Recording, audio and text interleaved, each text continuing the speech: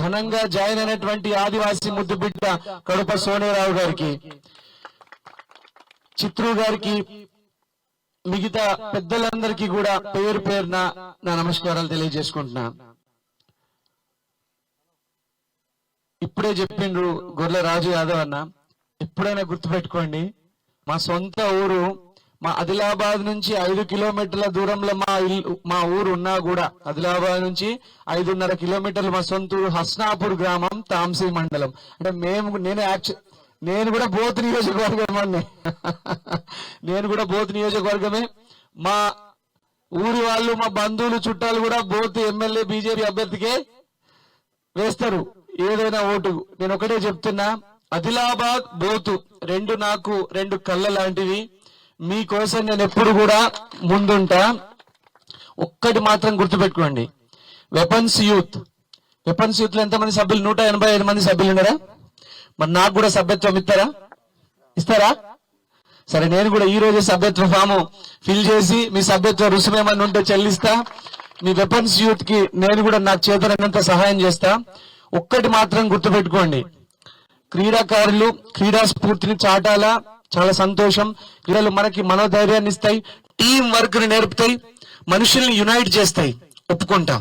అట్లనే ప్రతి ఒక్క క్రీడాకారుడు, ఇక్కడ ఉన్న వ్యక్తులందరూ కూడా రాజకీయం అనేటువంటి రాజ్యాధికారాన్ని సాధించకుండా, డెమోక్రసీ బ్యూటీనెస్ చెప్తా, డెమోక్రసీ యొక్క బ్యూటీ ఒక మారుమూల పల్లెల, సొనాలకి దూరంలో మారుమూల పల్లెల ఒక కుగ్రామంలా, స్వయం బాపురావు గారి కుగ్రామంకి వెళ్ళినాం.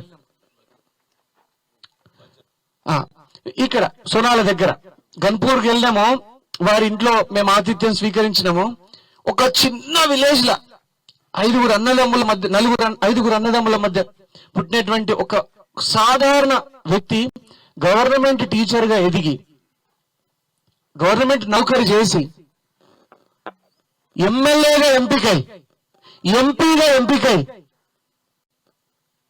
వాళ్ళకి నాకు చెప్పాడు, మా బాపు తీరే వాళ్ళ బాబుకు కూడా 7-8 ఎకరాల భూమి ఉండే, కష్టపడి వాళ్ళ నాన్న చదివిపిస్తే తను చదువుకొని ఎమ్మెల్యే అయిండు, ఎంపీ అయిండు. దేవుడు దయ చూపితే మా అధిష్టానం పెద్దలు మన స్వయం బాపురావు గారి ప్రజల మద్దతుని వాళ్ళు గమనించారు. మనం అందరం కూడా ఒక నెల లోపల ఒక పెద్ద గుడ్ న్యూస్ వింటాం. స్వయం బాపురావు గారు మా అందరి తరపున, నేను చెప్తున్నా, ఆదిలాబాద్ ప్రజల తరపున, తెలంగాణ ప్రజల తరపున నేను చెప్తున్నా, స్వయం బాపురావు గారు కేంద్ర కేబినెట్ మినిస్టర్ కావాలని నా కోరిక. ఇది నా వ్యక్తిగత కోరికనే కాదు, క్యాడర్ అందరి కోరిక, మా నాయకులందరి కోరిక. ఒక చిన్న కుటుంబం నుంచి వచ్చి తనకు సొంత ఇల్లు కూడా లేకుండా ఎమ్మెల్యేగా, ఎంపీగా చేసి, బ్యూటీ ఆఫ్ డెమోక్రసీ. వారి తండ్రి మినిస్టర్ ఏం కాదు, వారి తండ్రి ఒక ఎమ్మెల్యే ఏం కాదు, తనల్ని తాను సొంతంగా నిర్మించుకునేటువంటి వ్యక్తి స్వయం బాపురావు గారు. వారు మంచిగా ఉంటే మనందరికీ బాగా జరుగుతుంది. వారిని ఆదర్శంగా తీసుకొని నేను యూత్ అందరినీ, ఎవరెవరికైతే 18 సంవత్సరాలు దాటిన యూత్ ఉన్నారో వాళ్ళందరినీ నేను రాజకీయాల్లోకి ఆహ్వానిస్తున్నా. మీరు ఏ పార్టీలైనా చేయాలి పర్వాలేదు, కానీ రాజకీయాల్లోకి రావాలా. రాజ్యాధికారం మాత్రమే అల్టిమేట్ పవర్, అంటే అత్యున్నత నిర్ణయాత్మక శక్తి. మరి బురదని కడగాలంటే ఎవరైనా బురదలో దిగాలి కదా. బురదలో దిగకుండా బురదని కడుగుతామా? వెపన్స్ యూత్ అందరినీ కూడా బోతులో, ఆదిలాబాద్ లో రాజకీయాలలో చేరి అగ్గి పుట్టించి, ప్రజల సమస్యల మీద అగ్గి పుట్టించి పోరాడాలని నేను అందరినీ కోరుతున్నా. బట్ ఒక్కడు మాత్రం, క్రీడలే కాదు, రాజకీయం మీద కూడా మీరు ఒక దృష్టి పెట్టాలా.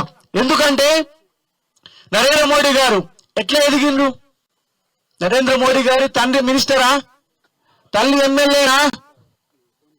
ఆయన అతి చిన్న సాధారణ కుటుంబంలో పుట్టి భారతదేశ ప్రధానిగా ఒక వెలుగుతున్నారు. అత్యంత శక్తివంతమైనటువంటి వరల్డ్ లో గ్లోబల్ లీడర్, గొప్ప పరిపాలనా దక్షుడు. మరి ఆ నరేంద్ర మోడీ గారి జీవితాన్ని ఆదర్శంగా తీసుకుంటే సోయం బాబురావు గారి జీవితం మన కళ్ళ ముందు కనిపించే వ్యక్తి. సరే, నరేంద్ర మోడీ గారిని మనం చాలా మంది దగ్గర నుంచి చూడకపోయిండొచ్చు, ఆయనకు షేక్ హ్యాండ్ ఇవ్వకపోయి ఉండొచ్చు, కానీ సోయం బాబురావు గారికి అయితే షేక్ హ్యాండ్ ఇచ్చినాం కదా. ఆయన కూడా తనని తాను నిర్మించుకున్నటువంటి వ్యక్తే. ఎక్కడ ప్రజల సమస్యలు ఉంటే అక్కడ గల్లా బట్టి అడగాల, అయితేనే మన సమస్యలు పరిష్కారం అవుతాయి. అడగకపోతే దొరుకుతున్నాయా? అడగకపోతే వస్తున్నాయా? మీరు ఎందుకు మీ స్టూడెంట్స్ అందరికీ స్కాలర్షిప్ ఎత్తలేవు? ఎందుకు వస్తలేవు? చిన్న 4 ఏళ్ళ స్కాలర్షిప్ వచ్చిందా నీకు వచ్చిందా తమ్ముడు? ఎందుకు వస్తలేవు? నువ్వు రోడ్డు మీదకే వస్తలేవు, ధర్నాకు చేస్తలేవు, రాస్తారోకోలు చేస్తలేవు, ప్రభుత్వాన్ని ప్రశ్నిస్తలేవు. గల్లా బట్టి అధికారంలో ఉన్నాడు ఎవరైతే ఉంది, అధికారంలో ఉన్నాడు ప్రజా సేవకుడా, లేదంటే కనుక ఎర్రముఖ పట్టుకొని తిరిగేటోడా? రాష్ట్ర ప్రభుత్వమే స్కాలర్షిప్ ఇవ్వాలా? మీరు అడుగుతలేరు, స్కాలర్షిప్లు ఎత్తలేవు. స్టూడెంట్స్ అందరూ 4 ఏళ్ళ నుంచి మీకు స్కాలర్షిప్లు ఎత్తలేవు, మీరు ప్రశ్నిస్తలేరు. ప్రశ్నిస్తున్నారా? ఏ ఎస్సీ ఎస్టీ బీసీ బిడ్డకైనా ఒక లోన్ వచ్చిందా?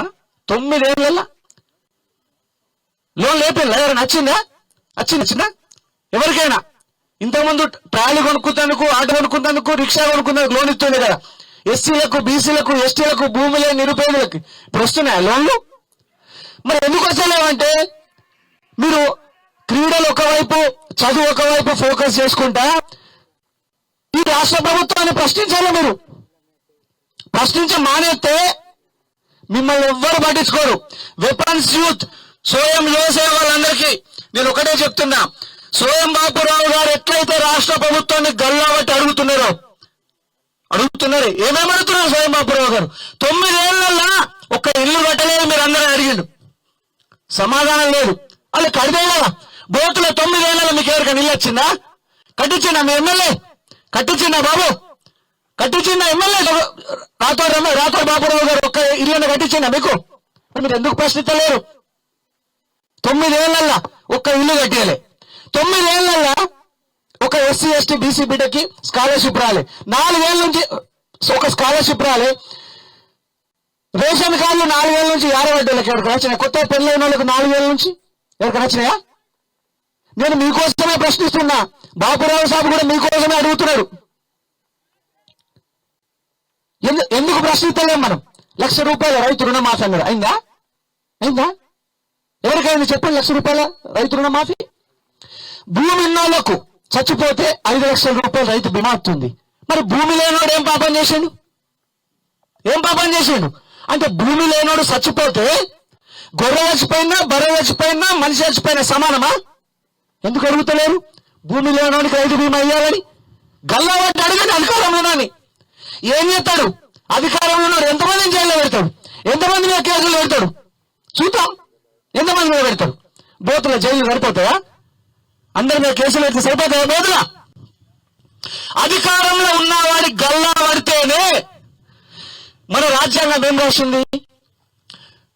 ఎంపీలంటే పాపం వాళ్ళు చట్టాలు చేయాలా, వాళ్ళకేమి ఫండ్స్ ఖర్చు పెట్టమని ఇయ్యలే, చట్టాలు చేసుడే వాళ్ళ బాధ్యత. ఎమ్మెల్యేలకు రాజ్యాంగము ఇచ్చింది.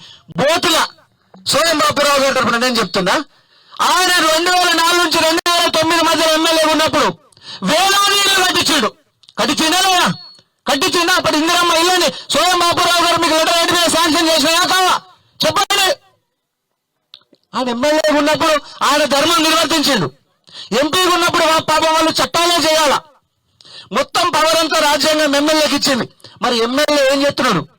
మీరు అడుగుతున్నారా? గట్టిగా అడగాల. బోతు ప్రజలందరూ గట్టిగా అడగాల. అధికారంలో ఉన్న వాళ్ళని, దళితులకు 3 ఎకరాల భూమి అన్నారు, ఇచ్చిందా? ఎంతమందికి వచ్చింది? ఇక్కడ 3 ఎకరాల భూమి వచ్చిందా? సో ఎవరైనా కానీ యూత్, క్రీడలు, చదువు, రాజకీయాలు 3 మీకు ఒక శక్తి మాత లాంటివి. వాటన్నిటినీ కూడా మీరందరూ కూడా గట్టిగా ప్రభుత్వాన్ని ప్రశ్నిస్తూనే మీ చదువు కొనసాగించాలా, క్రీడలలో రాణించాలా. మళ్ళీ ఈ క్రీడా స్ఫూర్తినిచ్చేటటువంటి ఇక్కడ ఉన్నటువంటి చాలా మంది పెద్దలకి, ఆ తర్వాత చిన్న యూత్ వాళ్ళందరికీ కూడా నేను శుభాకాంక్షలు తెలియజేస్తున్నా. ఇట్లాంటి క్రికెట్ పోటీలు కానీ, మీకు ఏ ఫీల్డ్ ఇంట్రెస్ట్ ఉంటే ఆ పోటీలు కానీ మీరు నిర్వర్తిస్తే తప్పకుండా నా తరపున అమ్మా న్యూస్ తరఫున నేను తప్పకుండా మీకు ఏ సహాయం కావాలన్నా నేను అందిస్తా. అట్లనే మీ అందరినీ కూడా ఇక్కడ ఉన్నటువంటి వెపన్స్ యూత్ అందరినీ కూడా ఆదిలాబాద్ లో ప్రజాసేవా భవన్ అని ఒక క్యాంప్ ఆఫీస్ కట్టుకున్నాం మనం. దాంట్లో రోజు అన్నదానం చేస్తున్నాము. మీ అందరి వెపన్స్ యూత్ ఇక్కడ ఉన్న వాళ్ళందరినీ కూడా నేను ఒకసారి మధ్యాహ్నం భోజనానికి ఆహ్వానిస్తున్నా. వస్తారా అందరూ? వెపన్స్ యూత్ అంతా వస్తారా? అందరూ తప్పకుండా రావాలా. సూర్యం గారు మీరు తీసుకొని రావాలా, సరేనా?